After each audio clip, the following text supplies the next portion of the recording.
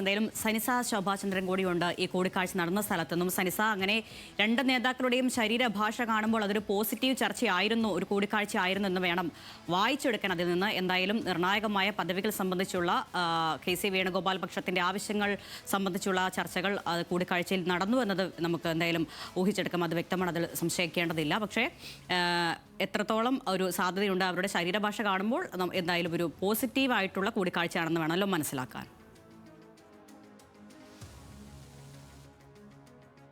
മഞ്ഞുരുക്കം എന്ന് തന്നെ നമുക്ക് പറയാം. ഇപ്പോൾ 45 മിനിറ്റ് നീണ്ടു നിന്ന കൂടിക്കാഴ്ചയ്ക്ക് ശേഷം നിയുക്ത മുഖ്യമന്ത്രി VD സതീശൻ KCയുടെ വീട്ടിൽ നിന്നും പുറത്തേക്ക് പോകുന്ന ദൃശ്യങ്ങളാണ് നിങ്ങൾ കാണുന്നത്. 45 മിനിറ്റോളം ഈ ഒരു ചർച്ച നീണ്ടു നിന്നു. ഇതിനിടയിൽ പുറത്തു വന്ന് നൽകിയ പ്രതികരണത്തിൽ നിന്ന് നമുക്ക് മനസ്സിലാക്കാൻ കഴിയുന്നത് മഞ്ഞുരുക്കം ഉണ്ടായി എന്ന് തന്നെയാണ്.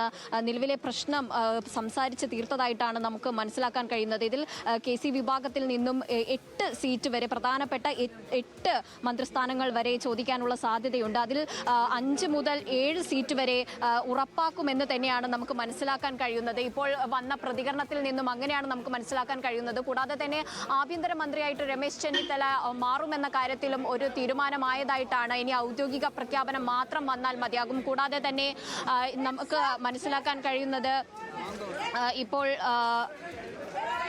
KC വേണുഗോപാൽ പുറത്തേക്ക് ഇറങ്ങാൻ പോവുകയാണെന്നാണ് നമുക്ക് മനസ്സിലാക്കാൻ കഴിയുന്നത്. അരുണ, ഇപ്പോൾ KC വേണുഗോപാൽ പുറത്തേക്ക് ആലപ്പുഴയിലേക്കാണ് പോകുന്നതെന്ന സൂചനയാണ് നമുക്ക് ലഭിക്കുന്നത്. അദ്ദേഹം പുറത്തേക്ക് പോവുകയാണ്. ഇത്ര നേരത്തെ ചർച്ചയ്ക്ക് ശേഷം അദ്ദേഹം പുറത്തേക്ക് പോവുകയാണ്.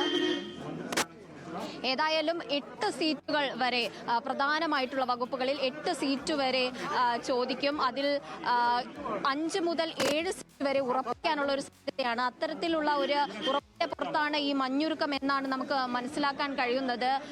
കൂടാതെ തന്നെ ആഭ്യന്തരമന്ത്രിയായി രമേശ് ചെന്നിത്തലയെയും മാറ്റുന്നതോടെ ഈ നിലവിലുള്ള ഈ അതൃപ്തിയും പ്രശ്നങ്ങളും ഒക്കെ മാറും. അത് മാത്രമല്ല, നിയുക്ത മുഖ്യമന്ത്രിയായിട്ടുള്ള VD സതീശൻ പറയുകയുണ്ടായി, കോൺഗ്രസിൽ പ്രശ്നങ്ങളൊന്നും തന്നെയില്ല.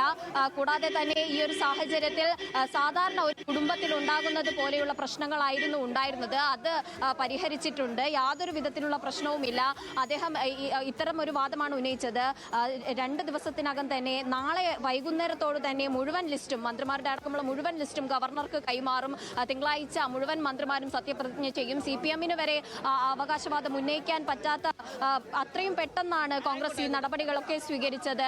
ചെറിയ കുടുംബങ്ങളിൽ ഉണ്ടാവുന്നത് പോലെയുള്ള പ്രശ്നങ്ങൾ ഉണ്ടായിരുന്നു, എന്നാൽ അത് പരിഹരിച്ചു എന്നാണ് അദ്ദേഹം വ്യക്തമാക്കുന്നത്. അങ്ങനെ ഇന്ന് രാവിലെ മുതൽ തുടങ്ങിയ ചർച്ചയാണ്. KC വേണുഗോപാലിന്റെ വീട്ടിലേക്ക് നിരവധി MLA-മാരും MP-മാരും നേതാക്കളും ഒഴുകിയെത്തിയിരുന്നു. രാവിലെ മുതൽ നീണ്ടുനിന്ന ചർച്ച അവസാനം VD സതീശൻ തന്നെ KC വേണുഗോപാലിനെ കാണാനായി എത്തുന്നു. 45 മിനിറ്റോളം നീളുന്ന ചർച്ചയുണ്ടാകുന്നു. അതിനിടയിൽ തന്നെ ആഭ്യന്തരമന്ത്രിയായി ചെന്നിത്തല വരുമെന്ന വാർത്ത പുറത്തു വരുന്നു.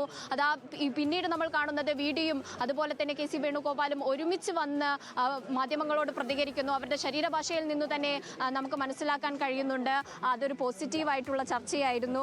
ആ ചർച്ചയിൽ ഇരു വിഭാഗങ്ങൾക്കും പറ്റുന്ന രീതിയിൽ, അവർക്ക് തൃപ്തിയാവുന്ന രീതിയിലുള്ള ഒരു തീരുമാനത്തിൽ എത്തിയതായിട്ടാണ് നമുക്ക് മനസ്സിലാക്കാൻ കഴിയുന്നത്. അതിൽ ഈ പ്രധാനപ്പെട്ട വകുപ്പുകൾ KC വിഭാഗത്തിന് നൽകാമെന്ന ഒരു സമ്മർദ്ദത്തിൽ VD സതീശൻ വഴങ്ങി എന്ന് തന്നെ നമുക്ക് മനസ്സിലാക്കാം ഈ ഒരു ഘട്ടത്തിൽ. അതോടെയാണ് ഈ നീണ്ടു നിൽക്കാൻ സാധ്യതയുണ്ടായിരുന്ന ചർച്ച അവിടെ തീർന്നത്. ഇപ്പോൾ ഒരു മഞ്ഞുരുക്കം ഉണ്ടായി എന്ന് തന്നെ വേണം പറയാൻ.